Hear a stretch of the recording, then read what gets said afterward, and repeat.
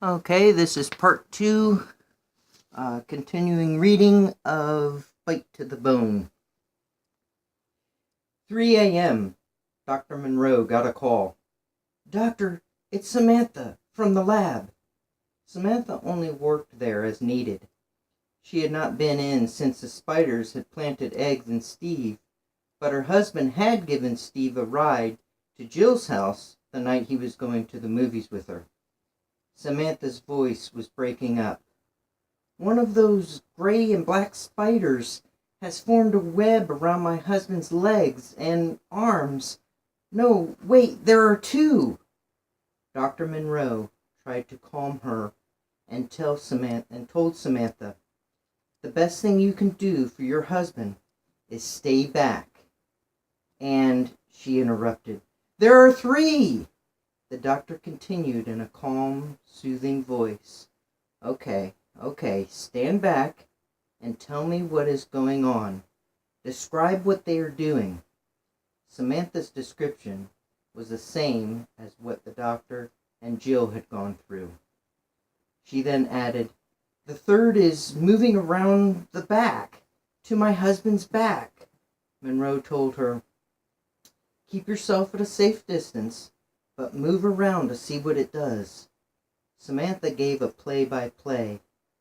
He stopped. He's spreading out. Oh no, he's going to bite him.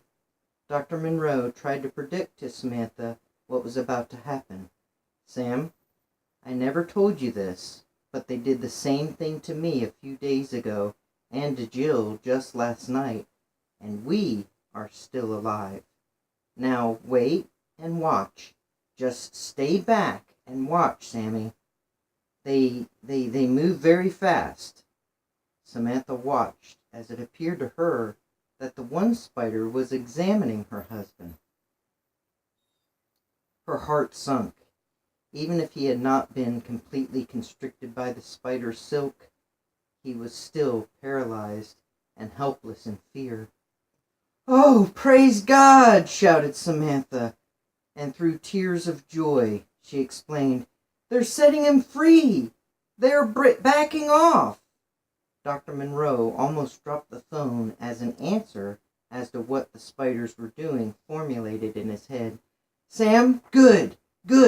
Now take him and get out of there. I don't want to. I don't want them to get you too. I don't mean to scare you, but you have to get out of there. I have to go. I just thought of something. Call me later to let me know you're safe. He quickly hung up the phone and ran to the lab in his home. He grabbed a few rats from their cages and threw them in with one of the gray-black spiders he had been observing privately. He observed the spider as it mimicked the same behavior they did with him, Jill, and now Sam's husband, but it didn't bite it. He grabbed the phone as he grabbed another rat from a separate cage and placed it in with the spiders. Before Jill could answer, the spider bit the second rat. Hello? Jill answered in her half-asleep voice. Jill, I have bone cancer in my head. What? She questioned. The doctor explained his new discovery. The spiders' webs are able to produce material for bones because the spiders take bone marrow from healthy bones. They don't bite people who have cancer in their bones or cancer in their system. It's useless to them. Somehow they know when a person has cancer or not. I have cancer. Isn't that wonderful news? Jill was speechless. He realized what he had just told her without stopping to think about the spider's response to Jill and why they left her alone. Jill, we're going to live. Jill replied, but doctor, that means I have cancer. He smiled and answered, yes, you do, and that can be removed, and we can replace that cancerous bone with healthy bones. The reality and solution hit her like a ton of bricks. They both gripped the phone on each side of their ends. Now, because these spiders, and this discovery, those who were dying from complications in their bone, such as bone cancer, would now live. Anybody with bone issues that affected their lives, in some cases even took their lives, were now able to be made well again. However, those without health issues were now at risk. Jill said, "Every action has an equal and opposite reaction." "Sad but true," replied Dr. Monroe. "Jill, when you wake, come on over, later this morning. In the meantime, I'll contact Anne and Dr. Aver. We'll try to answer all the questions we now have." Jill agreed. As she got in the shower once again, she examined her own body, and her mind picked over the questions that were weighing them all down. How do we stop the overpopulation of the spiders? How can we keep them from biting and killing healthy people? If they don't bite, extracting healthy bone marrow, will they still produce the webs needed to reconstruct bones? One problem was solved, but that caused another complication to begin. Dr. Monroe and Anne and Jill all listened as Dr. Chad Aver shared his findings. "We know now that its bite is deadly to those with healthy bones. However, the spider's bite could combat cancer. Unfortunately, as you've noted, it won't bite those with cancer. We could extract its venom and inject it into cancer patients. Also, you can reconstruct bone with the use of its webbing, but we could also avoid replacing bones and traditional bone marrow transfusions by injecting its venom." Anne waited to speak. Dr. Monroe asked the heavy question. Do we find out how to kill off these species so the healthy will live, or let it run its course and use it to save those who are destined to die?" Anne finally spoke up. "I think we can contain it." All eyes and ears shifted their attention to her as she shared her findings. "First, let me share with you what a friend of mine experienced. She became a missionary in a remote village in a small island called La Malaria. One of the first things she discovered was the gray wall jumper spider in her bungalow. They seemed to cause no threat, and her first instinct was to shoo them out of the house or even kill them. However, the natives explained to her that those spiders would protect her from various diseases. She wasn't sure if it was just a superstitious belief or if there was any real scientific evidence to what they claimed about these spiders. To keep the population under control, they would allow only one of the spiders to live in each of their homes and not let it out to breed. Dr. Monroe's voice his concern. "We'll never successfully convince our population to do that. I can see the National Public Service announcement now. Get your pet wall-jumping spider today. The life you saved may be your own." I don't mean to make light of it, Anne, but you know that won't fly. Or should I say, people won't be jumping at the opportunity. Jill joined in. "They may not have a choice." Dr. Aver spoke up.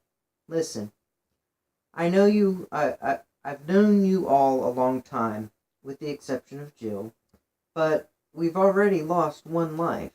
I'm so sorry for your loss, Jill." She nodded in thanks as he continued. "Honestly, I'm not sure why we haven't lost more. Surely there are not that many people with cancer. Why haven't more people been bitten?" Anne lit up. "Wait, of course course. Why didn't we think of this all along? Dr. Monroe asked Anne to enlighten them.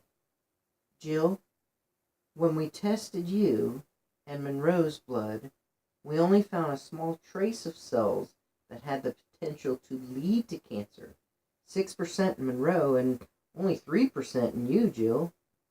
Chad suggested, so, if we purposefully inject people with a minute amount that will prevent the spiders from biting them, Monroe said, infect healthy people? Although Jill didn't have the level of expertise that the others had, she shared her understanding. You said it yourself, Dr. Monroe. Now we can treat cancer, but we can't stop the spider from biting and killing healthy people any other way. Dr. Monroe was beginning to understand. And confirmed, if we are able to inject a very small, safe amount of cancer-causing cells into all the healthy people and get the gray wall jumper population under control, then the spider serum would be the antidote, returning healthy people back to being healthy. They all agreed that it was worth trying. Chad knew it would be a major legislative nightmare trying to get the government on board, but as more people were bit and died, they would finally come around to take action. Jill thought about how sad it was that authorities only relocate or destroy a dangerous animal after it takes someone's life. The plan was finally put into action. Everyone was treated for cancer. Those whose tests were negative were given a very small dose to ensure their safety. Anne worked with harvestmen to gather the gray wall jumper. No one had to make them their pets. They were able to get the spider population under control, and best of all, from that point on in history, no one died from cancer or bone marrow issues. The end. Now, here's a little background information on what inspired me to write that story, and some interesting facts that helped me develop this fictional story. I originally wrote this story, I called it Spider Bite or Bite to the Bone, back in the year 2008 when my youngest daughter was born. And I noted, if you told someone in 1988 that by the year 2008 there would not be flying cars, restaurants run by robots, or other futuristic advances in technology other than sinks that turn themselves on with a beam that indicates your hands are in front of the faucet, or a toilet that flushes themselves, they would not only be disappointed, but perhaps the person wouldn't even believe you. And although it's sad but true that most advancements seem pretty insignificant in general terms, there have been some advancements in the medical field. Nothing extremely grandiose or miraculous, but worth counting as gain. For example, laser eye surgery was discovered by a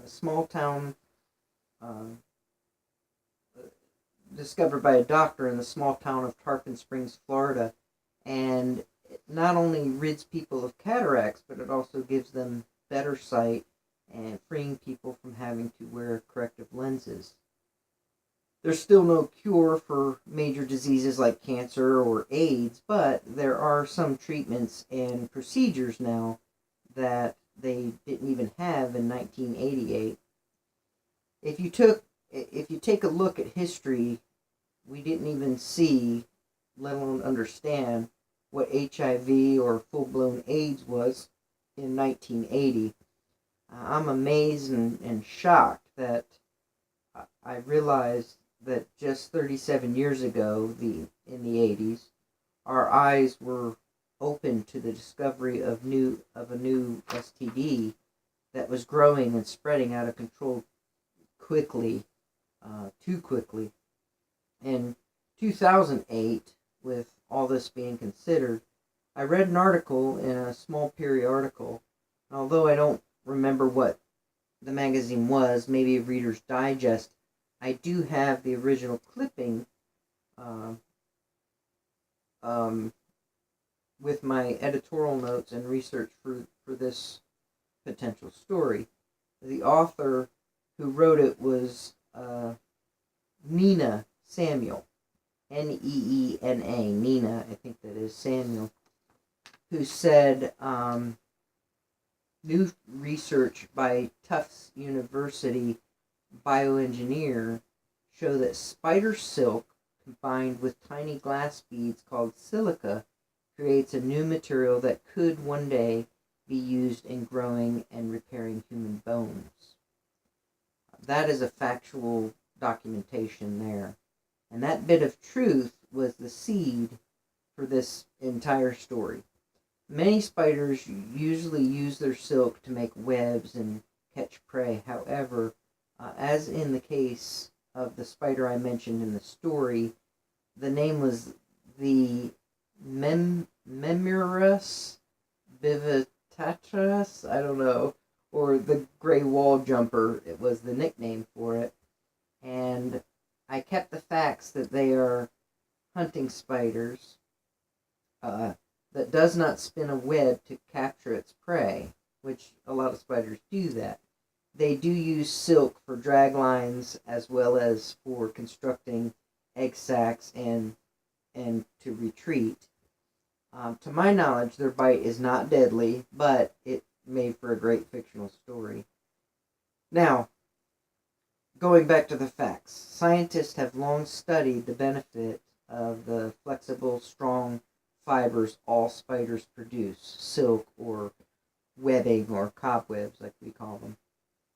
The new fusion material mentioned above, the spider silk combined with tiny beads of glass called silica, promises to improve the quality of bone implants and surgery. Earlier research of spider silk suggests it can be used in many products, including surgical sutures, body armor, and even artificial ligaments.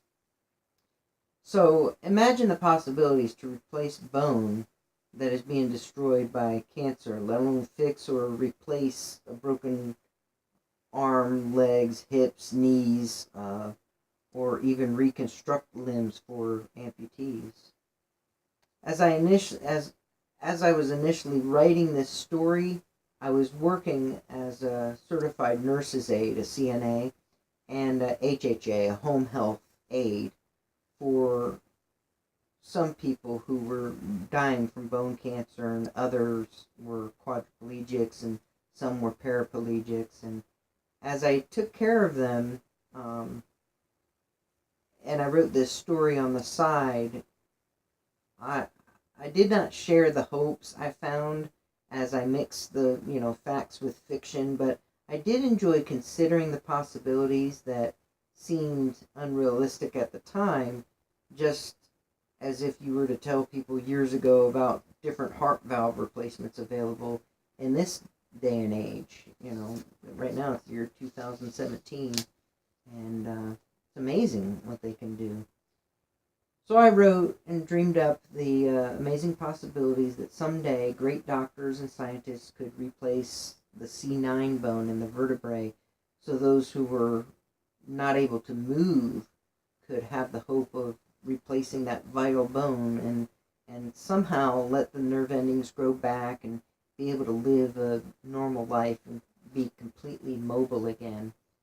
I'm no scientist and I'm no doctor, and I don't know the chances of all that, and I don't claim to know, but it is wonderful to kind of just dream up things, and things that we talk about now. Years ago they'd say, oh, I never thought that'd even be possible.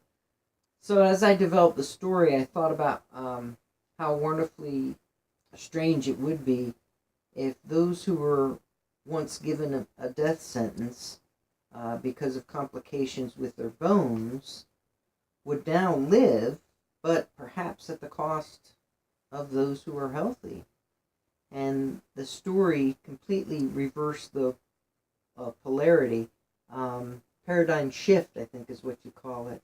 Giving life to those who were sick and dying, and death to those who were healthy. So things were completely flipped around. And I had to work a lot on the ending because I didn't want just healthy people dying either. I didn't want anybody dying. So it took quite a bit to develop that ending. But I hope this story was interesting to you and that inspires us to realize that hopes and dreams that once seemed only make-believe could very well be possible in the future. However, remember that every action has an equal and opposite reaction. May we never forget that death and dying, as much as we despise it, it too serves a purpose. To everything there is a season and a reason. And that's from the book of Ecclesiastes, chapter 3.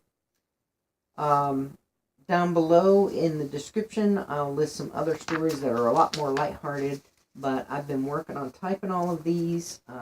My son, who died last July, just a little over a year ago, before he died, he really encouraged me to take older stories that I had written and get them on my blog. And so I'm doing that, and I hope that you enjoyed it. I enjoyed doing it, and I enjoy sharing it, and I figure if people enjoy it, great. And I wouldn't, a lot of people say, please subscribe and please like. I don't, I wouldn't encourage you to subscribe as a viewer because I really don't post that much. And you don't need to like it or anything like that. I'm doing this because I enjoy doing it, and recording it and putting it on YouTube to me is just another way to collect the stories and to save the stories and to kind of just pass them on a little bit to whoever might be interested. So I hope that that's been enjoyable for everybody. And with that being said, I think that's it for now. So God bless you, and you bless God.